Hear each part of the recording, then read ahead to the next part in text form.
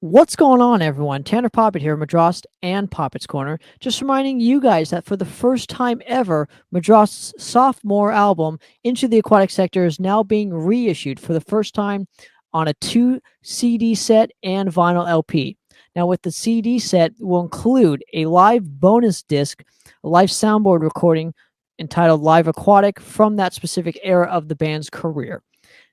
Available now only at NoLifeTomatoRecords.com. What was that link again? Oh, yeah, NoLifeTomatoRecords.com. Now, let's check out the episode you came to see. What's going on, everyone? Welcome to another episode of Poppitt's Corner. Super excited to be doing this once again live at Stages here in Orange County, California. Yep. We got the guys from Dinograve, Mr. Peter Demore and Mr. Sean Carmer. How's it going? How you guys doing, man? Thanks for coming on and hanging. Appreciate you guys. Thank you for having Great us. set tonight, you guys. Thank you so much. Fantastic. Appreciate it. So, how did you guys actually hear about this specific event, per se? So we found out about it through Alejandro, The guitar player. who you know very well. Yeah. In fact, Alejandro used to play in Madrost with Tanner, for everyone listening, and now he's in our band, Dinograve, and he brought it to us, and we just thought it was a great idea. I don't know how he found out about it. We'd have to ask him. Yeah, kind of came across it on Facebook, I think is what it was, and then Just submitted an application, basically, I think, and we were in. Yeah. we were in. So, how has the band kind of evolved since what your initial EP went into the Black came out a couple of years ago, or if I'm not mistaken? Yeah, last year? 2019. Yeah. Even when that came out, that was to us old material, you know. Very old. Yeah. So we even were making changes while the album was in production, things that we had grown into, things that we would have done initially, maybe. We did during that album while it was being recorded. So. Well, how many times did you re-record that fucking thing? Well, the drums we never re-recorded. I think we did the guitars over one time. I mean, we were recording ourselves, and you were there. We recorded some stuff together, and we were just figuring it out as we went. And so, we kind of looked at it. Well, we could spend all this money on studio time, or we could just buy this stuff and start recording ourselves. So we started just kind of investing in learning how to do it, and we didn't know a lot of stuff. So. We just sort of tried to teach ourselves, and that's why we kind of, we got to redo this. This was not very good. And if I could, I would redo the drums. I mean, but that's anyone, right? I mean, I don't know. I'm never happy with anything I do, so it's just kind of. That's like you. That's like once you're done with an album, you get it out there. It's like, we're going to remaster this thing. Well, Yeah. Start all over. yes, but then once I have it to where I want it, I don't ever fucking touch it again. So Right. I Well, get there it. needs to be a stopping point. Dude, well, eventually, right? records are never completed; they're abandoned. Yeah. So it's always that's what it is. But Yeah. so is it the next time around? Are you guys gonna go now for a proper full length and then release one the next year, because you've taken a lot of time just for these 4 songs? Yeah, well, we have what we have like a 13-minute long song that we were thinking about breaking up into a full-length album and kind of elaborating on some of the melodies, and kind of maybe getting an orchestra to do parts of it and like really going full length, full throttle. And then in the meantime, we would be doing releasing singles, and we have about 4 songs that we could just release as singles. And then, maybe group them up later or something like that. But just that way we have something coming out more consistently, because we know that's one of our issues, is just taking a long time to to get stuff out. Well, and especially being in a band, you have to be consistent year in and year out, sadly, even just to make, keep the band relevant. So obviously you can release like live records and whatnot. And so my question becomes, what would you guys like to see, I guess, improved on with your live performances, just as far as being in an overall band? Is it like overall musical-wise or stage performance-wise? Because you have a lot of stuff on that specific stage. Yeah, I mean, honestly, for us, it's we have musicians who are working with us now that are kind of just now allowing us to do the minimal that we want to do with the band. So for us now, I think it would be more of like consistency of booking shows. Just even that really. As far as the album, recording and stuff like that goes, Sean, hit it on the nose. We're trying to do maybe some singles to kind of, because basically with social media and the way you need to do things nowadays, it needs to be consistent, like constant, and little bits in here and there rather than this one big thing. you could say what you want maybe about the whole industry moving away from a larger project as a whole, and really honestly preferring little snippets here and there. Yeah.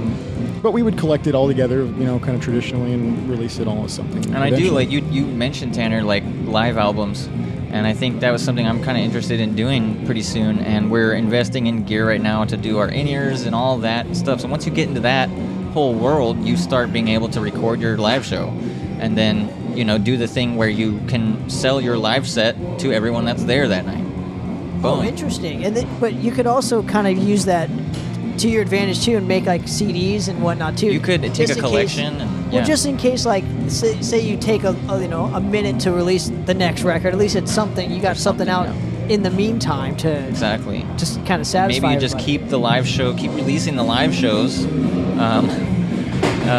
Pretty regularly, and at least that's regular. And well, you guys, there's a jazz, Yep. Snarky Puppies. Yep. Their whole thing for a few years was recording every single show that they did through a tour, and then you could go and buy your show that you were at. Oh wow, that's a smart idea. Yeah, no, it was a fantastic idea, and basically, make it personalized to the audience. So then Yeah. you're selling an album. Not in addition to selling the tickets or whatever, you're selling an album every single time there's a show, which is Clever. frankly, it's genius. That's Really, clever, you yeah. can't really, So, something like that could be eventually in our future. We keep those things in the back of our heads. It's kind of the realm of the self-managed band nowadays. Wolfpack. Yeah. You guys heard of Wolfpack? They sold out Madison Square Garden without an agent. It's all done by the leader of the band. So yeah, you got to be clever, and consistency really is the whole deal. Yeah. Did you guys play? How many shows did you guys play in 2021? One. Just One. Just Single because. show, I think. Yeah.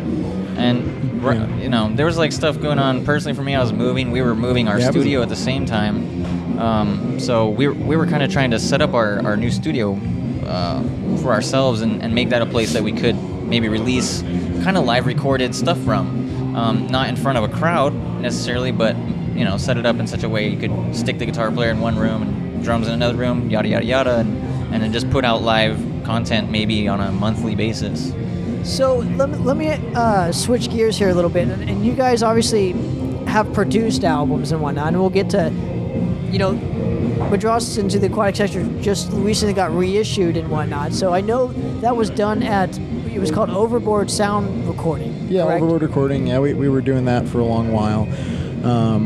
That was kind of a cumulative effort between 3 or 4 or 5 people that just the studio itself. Sure. I know that album you and I kind of worked Sure. to record that, and Sean helped as well. But we're doing less of that necessarily, and more of like using that infrastructure to record ourselves. For me personally, and I've gotten away from the mixing and mastering and things like that so much. I think it's become very apparent that the workload is managed better when there's somebody else doing the mixing and the mastering. Mm-hmm. Also, it adds a creative aspect, because that is an additional member of the band for at least a temporary time. So that's important, to get that sort of that veneer of somebody else's perspective. Sure. And Was that a same thing when you were doing your, as far as a role, as far as an additional member, like their perspective when you were recording? Sure. And again, like obviously we, went back and forth on a lot of different things. Yeah. Me and Pete over here were primarily the focus of that specific project, because we were doing it for like 12 hours a day for Long time, yeah. like a month or so. That was yeah. It was- I don't remember how long. It was like yeah, it was like a month or two. A lot of effort for a lot of hours. But every I day, learned yeah. a lot on how to like approach a producer, and I'm sure he learned a lot on how to Yeah, I work think that with was the like band. the second project I'd ever Right, really so- done. Yeah, at that So my point in all this is how did even just working with other bands, how does that affect how you I guess apply that in your own band? So have you taken any of that specific knowledge and applied it within your own guys and just Oh, for sure. Okay. Yeah, all day, every day, basically. I think it helped me realize that you got to not be so in the middle, like Peter already said. He already said it. Not have somebody else do that for you. We were trying to do it ourselves, and then when we did it for somebody else, you get to see the advantages. You get to see what that brings to the table too. That was one of the main things I realized. Well, maybe we shouldn't be doing all this for ourselves. You know? Yeah, it's a confidence to trust somebody else in yourself, like to go, hey, I've picked this person, and this person is going to do, hopefully, what I asked them to do, and I can't get in the middle of that until they really, for some reason goes off the rails or something, But really, you've chosen this person, you've vetted this person, hopefully, and they're going to do something similar to what you want, which is, Well, I apply that trust. mentality to just even getting the artwork done for a said album, because you got to trust. It's like, again, like that producer, you got to trust that if you're hiring the best, let them do what they're going to do. Mm-hmm. You know what I mean? Unless you have this like grandiose scheme of things, it's like, this is how I want it to be presented. So are you guys kind of like that per se, or are you kind of taking a step back and just instilled more trust in other people to get the results that you guys kind of want? I think to get? we'll do what we can, essentially is what it is. So, if it comes to the point where we're like, okay, well, we need to record this song, at that point, if it's possible for us to produce, immaculate drum parts just in our room, there's no reason to not do that. And then, the producer can come more on the mix side, kind of things, depending on how you guys want to, Yeah, it's about finding that right person. Yeah, exactly. Once you find that right person, then it becomes really easy to trust them, and we're still kind of looking, for who we want that to be. And Now, in terms of your guys' songwriting, 'cause you guys have obviously grown a lot since the initial EP, so what can we kind of expect more on this particular full length compared to the Into the Black EP that you had released a couple years back? yeah, More collaborative, I think. more collaborative. Yeah, the full length for sure. So I wrote in those initial 4 songs, I wrote pretty much, I wrote all the guitar parts, a lot of the bass parts. Brandon, one of our guys we're working with, he wrote a lot of those as well, but, Sean did the keyboards. So it was more like song structure was dictated by, what I had written, which is fine to a point, but I'm not perfect. No, we were also, Sean's like, much just better more- arranger than I am, We were much more of a straight-ahead thrash metal band too. True. Kind of when that, except for that one big section with all the funky horns and stuff. But we were much more straightforward at that point. We were kind of morphing musically, as everyone does. And I think, like I said, it's a 13-minute song that we wrote where we didn't finish writing. We took like 2 months to finish writing it, but we only wrote it while we were all in the room together. And we would just keep chunking away and writing new sections. And it kind of started with something Peter had actually written on the computer and like tabbed out. And that's the other way we write stuff is we have a lot of stuff that I've written, Peter's written, Adrian, our vocalist, has written. And that's like in tablature form, and it's complete thoughts. It's already done. It's got all the parts. And then we have stuff where it's like riffs, and then we sit in the room and hack it out until we kind of all like what we're doing. So there's definitely 2 different sides and 2 different approaches. So for us to kind of figure out how to package those is interesting, and so I think taking that full length and we'll be very collaborative, and then some of the other stuff, maybe we release in little groupings that are like my thoughts, Adrian's thoughts. I don't know, that's my thought on it, but Yeah, every song presents itself in a different way. So you kind of have to, kind of go along that line until, you want to do something different. But, Sean's really great at, a lot of the complete thought, complete arrangement. He's a much better arranger than I am. I'm much better with, a starting idea, and then we kind of hash it out. Or if you give me something to play over, I can improvise. Peter is he's the catchy hook guy. If you need a hook on something, look, all you rappers out there, I'm telling you right now, don't mess around with anybody else. This Just is call Peter D. right Peter here. D, the Peter D, hook ladies and master. Yeah, no, I grew up listening to shitty hooky things when I don't know how to describe it. Yeah, no, I was drawn to that stuff. Celine Dion's My Heart Will Go On. I didn't play it tonight because they said no you covers. No, they said no covers. I didn't want to chance not being Dude, that's not a disqualified cover. for playing a melody. Yeah. Dude, he always plays it. All right. Yeah. Well, Now, So- so obviously the band Dinograve. So explain the whole concept lyrically speaking, because it's not about obviously dinosaurs, right? It's kind of like an oxymoron, right? So I'm kind of curious how you approach even just the lyrical aspect and how that encompasses on the music that you've written, and just the overall how the cadences kind of match. I'm always fascinated by those. Well, I mean, the 4-song EP is technically a concept EP. If you read it, it's not very well put together at all because it's our first, attempt. But yeah, there's like a storyline there that kind of happens. The newer songs, it's less so. It was just more of like The single format, yeah. Yeah, like you would. You just kind of like, no, I'm feeling this or whatever, and I'm going to put it into that. I wrote some lyrics for one of the songs, and then Adrian's worked on 2 of the new songs. He's doing the lyrics for that. So, as far as like a set thing, again, it's something that's fluid for us, whatever kind of presents itself, So Peter's the writer. Peter wrote all the lyrics for that, like I said, for the first EP, and he's a very creative writer. So, kind of all just came out of him, like. Can you guys kind of explain the dynamics that you and obviously Pete and Sean, you both have together? Because drums and guitar is it's like the meat and potatoes Yeah, for a especially band. in this genre, yeah. So I'm just kind of curious your overall dynamics and where the other guys kind of fit in with the ground level dynamics that you guys Well, Sean's the organizer.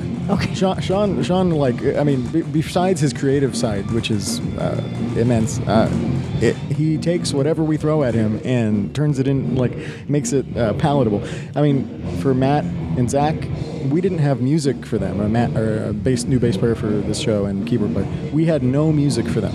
And they're real musicians. They read music and stuff. Yeah, we actually had a music stand on stage today. Yeah, I don't know if anybody knows. Not sure how that was going to go over. He was like, he memorized it all, but then he was not feeling 100%. So I was like, just read it. I don't care. Yeah. Who cares? That might be how it sounds. disqualification. Maybe it's also part of the show. Yeah. The presentation. Musicians Definitely. use sheet People music. dig that shit. It is kind of what happens sometimes. So, but Sean, that didn't exist before October, I think, last year. I think Yeah. for the most part, he kind of helps bring that stuff into reality. And for me, I need a sounding board, and he just is that person.